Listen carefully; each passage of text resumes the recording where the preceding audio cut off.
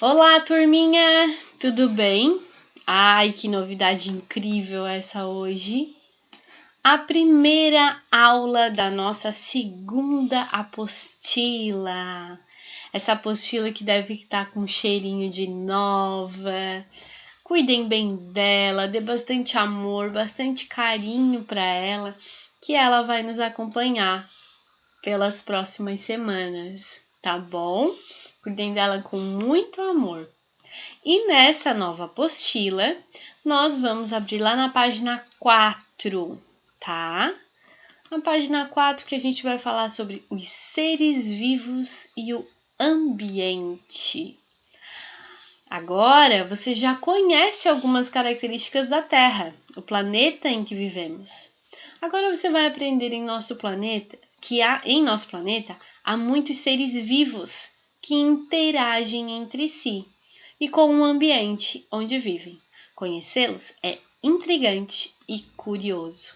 Eu adoro ciências por causa disso.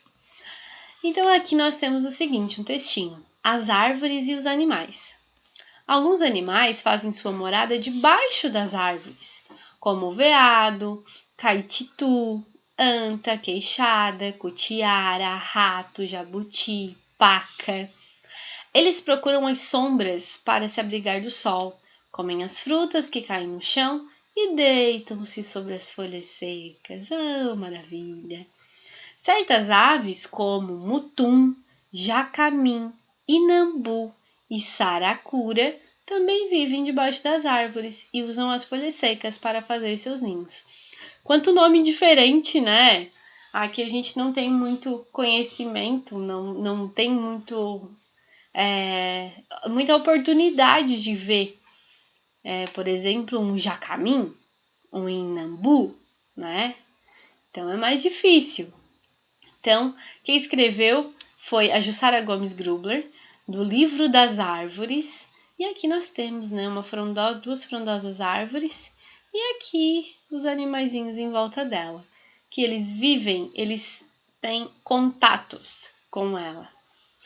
O texto aborda a importância das árvores para diversos animais de acordo com a visão dos indígenas Ticuna, que vivem na região amazônica.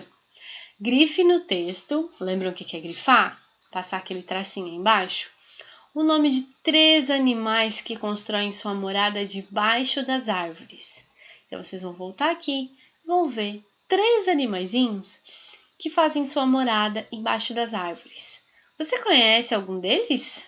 Qual ou quais? E aqui, qual é a importância das árvores para os animais? Por que é importante ter árvores? Ali no texto já fala algumas coisas. E para nós, seres vivos, por que é importante que as árvores estejam preservadas, que elas estejam vivas? Se a gente parar para pensar um pouquinho, nós dependemos das árvores para tudo. A árvore nos purifica o oxigênio, ela solta o oxigênio, que é o gás que a gente respira. Sem esse gás, nós morreríamos. Então, a árvore é o elemento mais vital, ele é o que mais nos dá vida na natureza.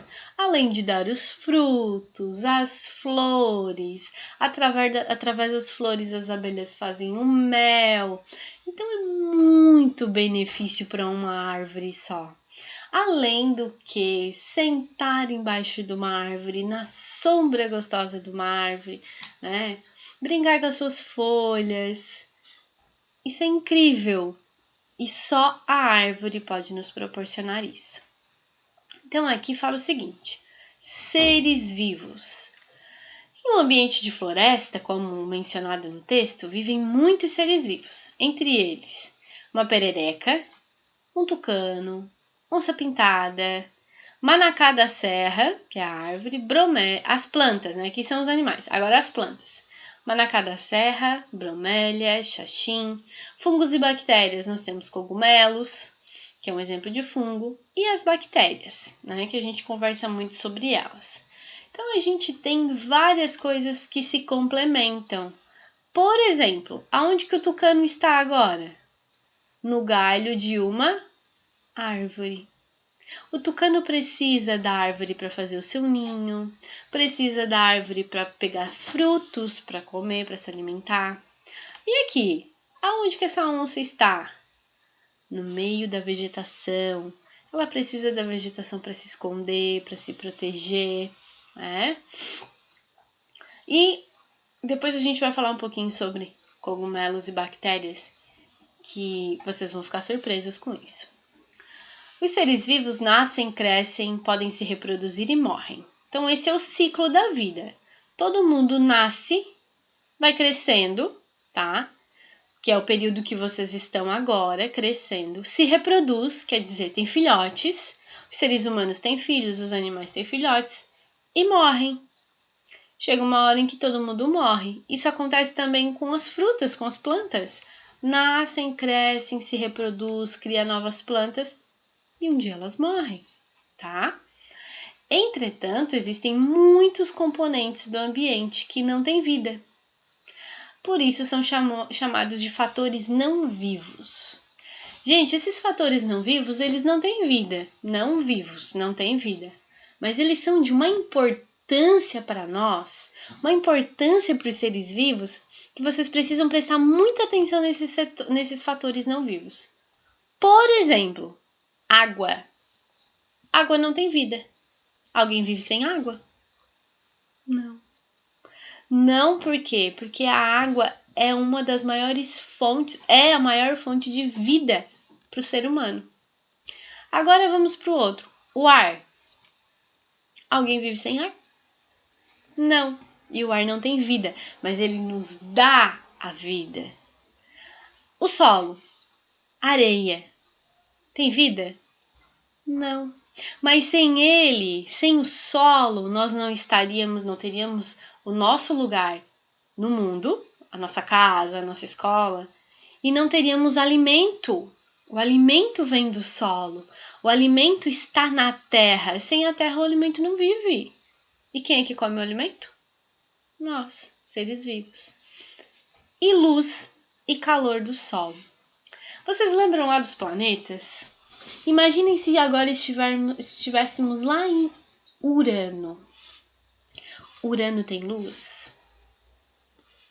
Urano tem calor? Urano tem vida? Não. Mesmo nos dias mais frios, o planeta está sendo aquecido pelo Sol, tá? Se não existisse o Sol, o calor e a luz, nenhum ser vivo estaria vivo. Seríamos seres mortos, tá? Então, os fatores que não têm vida é água, ar, solo, luz, calor. Por quê? Porque eles nos colocam à disposição da vida.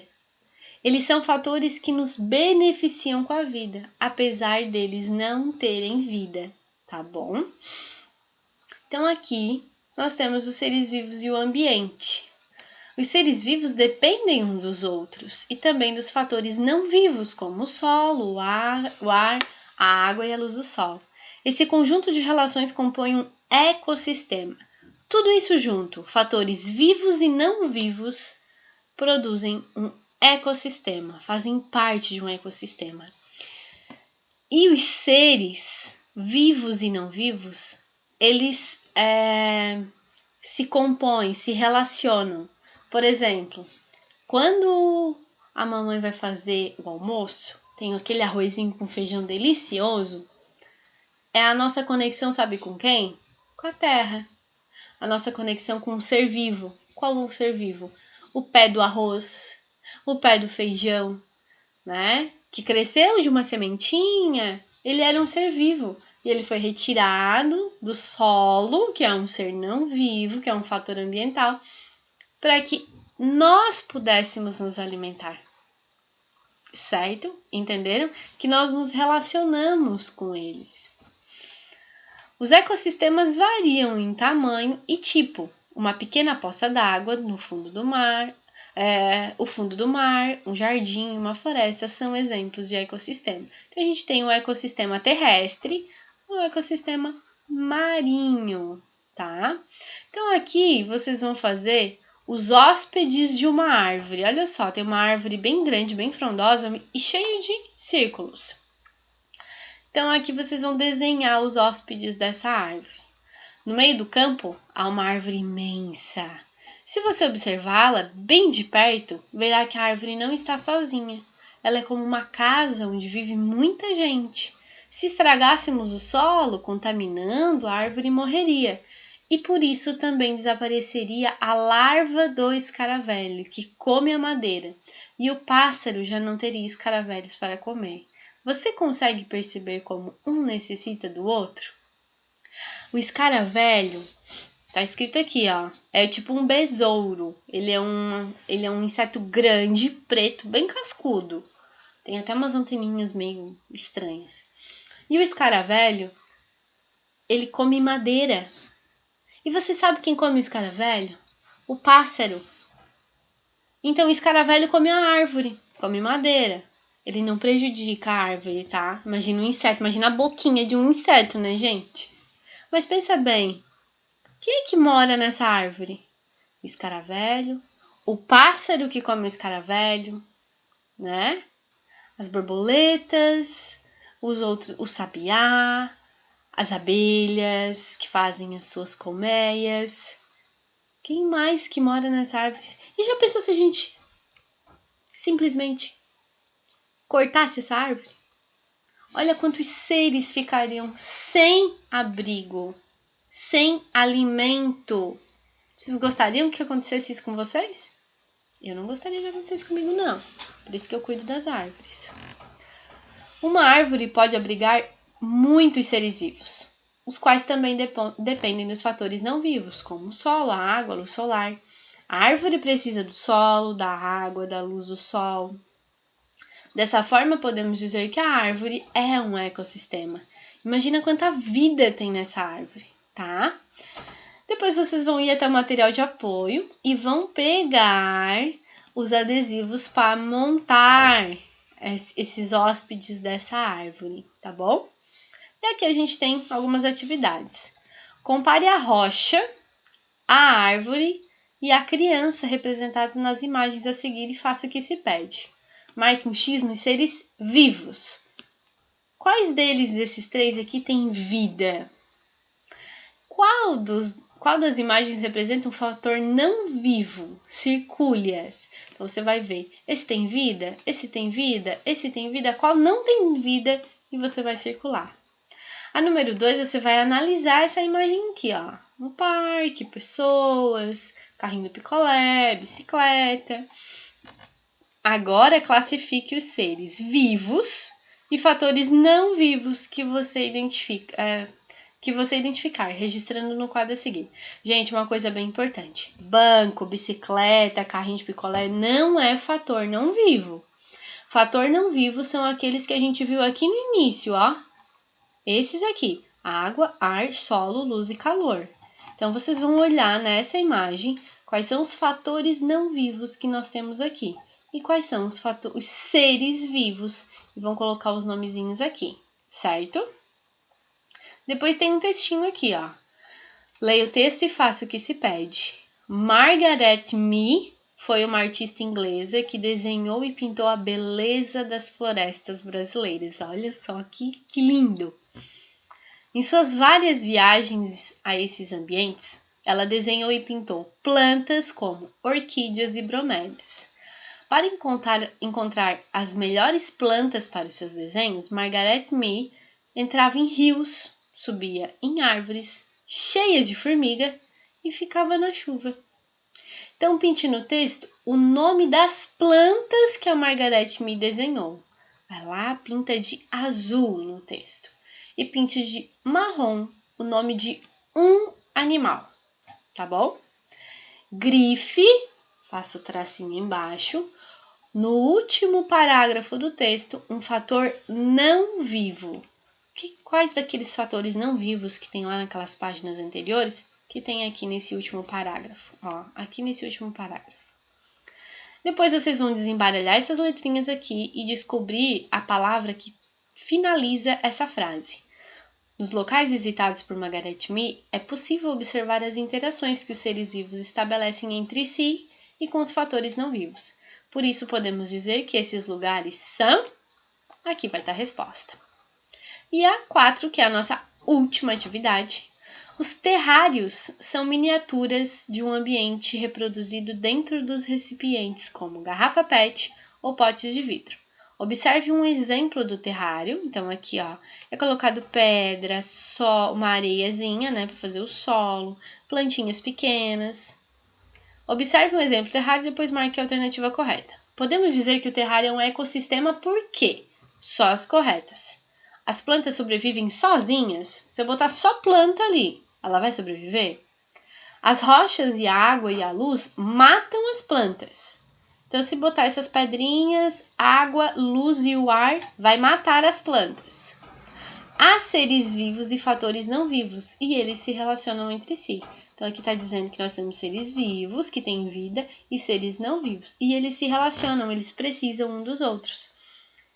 Ou que as plantas não precisam de fatores não vivos. Elas não precisam da água, elas não precisam da luz, do calor, do solo, ela não precisa de nada disso. Tem uma que tá certa. Tá bom, meus amores? Por hoje é só. Um grande beijo e até a nossa próxima aula.